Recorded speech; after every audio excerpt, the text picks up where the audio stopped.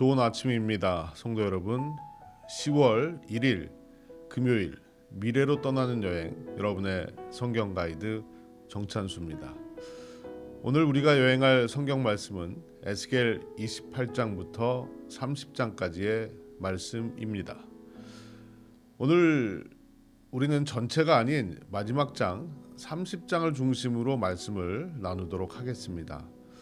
3절에 보시면요, 여호와의 날이 가까웠다라고 하는데 과연 이 날은 어떤 날일까요?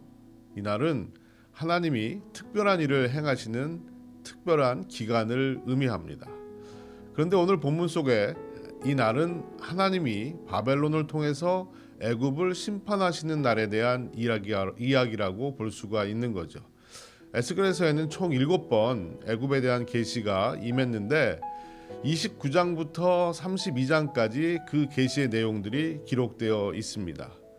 이 계시의 내용을 한마디로 애굽이 바벨론에 의해서 40년간 황폐하게 된다라는 그런 내용입니다. 오늘 본문인 에스겔 30장은 네 번째 계시를 기록한 내용인데 1절부터 19절까지가 세 번째 계시고 20절부터 26절까지가 네 번째 계시입니다. 세 번째 계시의 내용을 간단하게 정리를 해보면 애국과 동맹 관계에 있는 나라들이 애국과 함께 멸망을 당할 것이다 라는 사실과 애굽의 모든 도시들도 다 멸망할 것임을 선포하셨습니다. 그런데 10절에 보면 이 모든 일은 바벨론 왕 느부갓네살을 통해서 하실 것이다 라는 사실을 분명히 하십니다. 본문 20절에서 26절에 나오는 네 번째 계시의 내용은 하나님이 이러한 행동을 이미 시작하셨음을 말씀하고 있고요. 애굽으로부터 어떠한 도움도 구원의 가능성도 없다는 것을 분명히 하고 계십니다. 왜냐하면 하나님이 바로의 팔을 꺾으셨기 때문입니다. 21절을 제가 한번 읽어보면 인자야 내가 애굽의 바로 왕의 팔을 꺾었더니 칼을 잡을 힘이 있도록 그것을 아주 싸매지도 못하고 약을 붙여 싸매지도 못하였느니라 라는 말씀이 나옵니다. 20절 이하를 보시면 계속 팔 이야기가 나오는데 22절에는 성한 팔, 이미 꺾인 팔, 24절과 25절에서는 바벨론 왕의 팔 혹은 바로의 팔. 그러면 과연 이 팔의 의미는 무엇일까요? 구약 성경에서 팔은 권능이나 힘을 상징합니다.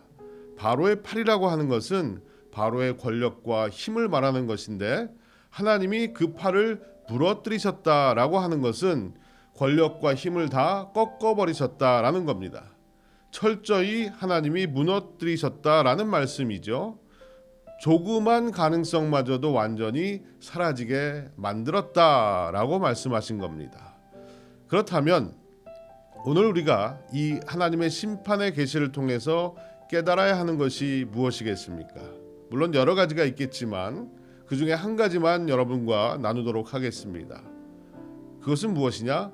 하나님이 아닌 다른 것을 의지해서는 안 된다라는 교훈입니다. 유다 백성들은 꾸준히 애굽의 눈치를 보고 애굽의 도움을 구하면서 살았습니다. 이번 바벨론의 침공 때도 유다는 하나님을 바라고 의지하기보다는 애굽과 동맹을 맺고 애굽의 도움을 구했다는 것이죠. 이스라엘 입장에서 보면 애굽은 늘 매력적이었습니다.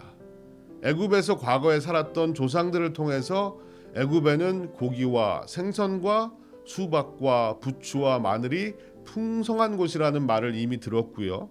자신들이 살고 있는 이 가나안 땅은 너무나 척박하고 전혀 매력을 느끼지 못하는 땅이었던 겁니다. 그들의 조상 아브라함 때부터 수시로 애굽으로 달려가서 도움을 청하는 역사가 계속 또 반복되어 왔습니다. 실제로 애굽은 막강한 군사력과 경제력을 가지고 있었던 강국이기도 했습니다. 이 애굽과 비교했을 때 하나님이 과연 우리에게 무엇을 주실 것인가 라는 회의감이 들었기 때문에 그들은 보이지 않는 하나님보다는 눈에 보이는 매력적인 애굽을 더욱더 의지했던 겁니다. 우리도 마찬가지입니다. 세상은 여전히 강력한 매력으로 우리를 끌어당깁니다. 골리앗과 같은 세상 앞에서 우리는 쉽게 굴복하고 세상을 따르며 살아갈 때도 있습니다. 하지만 세상은 우리가 믿고 의지해야 될 대상이 아니라 하나님의 진리를 전해야 될 대상이라는 사실입니다. 찬송가 가사 중에 온 세상 날 버려도 주 예수 안 버려 끝까지 나를 사랑하시니, 이런 가사가 있지 않습니까? 여기서 우리가 세상을 의지하고 따르면 안 되는 이유를 분명하게 말하고 있는 거죠. 세상은 언제나 자신의 유익을 따라서 나를 버릴 수가 있다는 겁니다. 또 세상은 애국과 같이 하나님이 그냥 불어버리시면 날아가 버리는 지푸라기 같은 것들입니다. 겉으로는 화려해 보이고 멋있어 보이지만 병들어 죽어가고 있는 것이 바로 세상입니다. 여러분, 세상의 주관자는 하나님이십니다. 그 어떤 것도 하나님의 위협 앞에 대적할 것이 없습니다.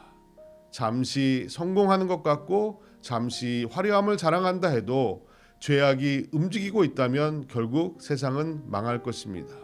오직 하나님만이 나를 끝까지 사랑하시고 나를 보호해 주십니다. 여러분, 잊지 마십시오. 오늘 하나님의 심판의 궁극적인 목적은 단지 불의한 애굽을 멸망시키기 위함만이 아니라는 겁니다. 당신의 백성인 그 유다를 구원하시기 위한 것입니다.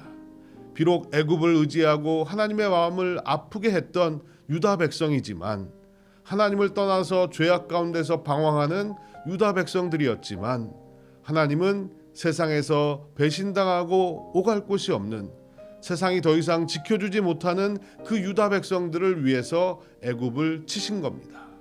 유다 또한 고통을 당하고 아픔을 당하게 되지만 에스겔 후반부에 가면 무너진 성전의 재건과 유다의 회복을 약속하십니다. 여러분, 확실한 믿음으로 사십시오. 하나님만이 나를 끝까지 사랑하시고 지켜주십니다.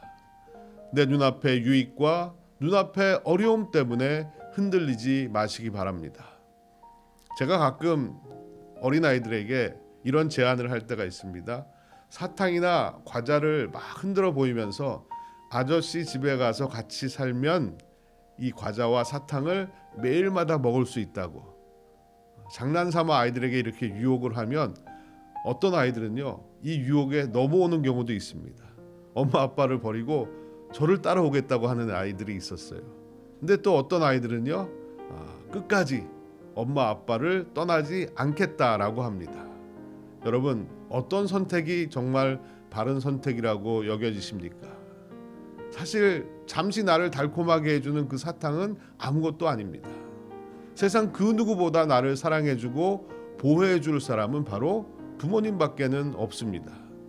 여러분, 세상은 늘 우리를 이렇게 유혹합니다. 예수님도 유혹했습니다. 하지만 예수님은 승리하셨습니다. 예수님처럼 하나님을 온전하게 신뢰하십시오. 예수님처럼 하나님의 말씀으로 승리하십시오. 세상의 주관자는 하나님이십니다. 애굽을 의지했던 유다는 애굽과 함께 멸망의 길로 들어섭니다. 애굽을 의지하는 것은 멸망을 향해서 가는 것입니다. 오늘 우리도 주님의 날이, 여호와의 날이 가까우고 있음을 깨닫고 거짓되고 헛된 것을 의지하며 살지 않고 오직 주님만을 의지하며 살아가는 복된 하루가 되시길 바라고, 또 그렇게 기도하시는 아침이 되셨으면 좋겠습니다. 우리 한번 잠시 기도했으면 좋겠습니다. 오늘은 기도하실 때 인생의 고통 중에 있는 분들, 또 내 자신이 지금 큰 고통 가운데 있다면 그 다른 것을 의지하지 않고 더욱더 하나님만을 의지하며 살기를 소원합니다 라고 기도했으면 좋겠습니다. 그리고 세상에는 고통당하는 자들이 너무나도 많이 있습니다. 힘들고 어려운 순간이지만 그 순간에도 하나님을 바라보게 하시고, 또 유혹을 받는 사람들도 많이 있습니다. 그 유혹 가운데서도 유혹에 넘어가지 않고 하나님만 바라보고 의지하며 살게 되기를 함께 한번 기도했으면 좋겠습니다. 다 같이 기도하시겠습니다.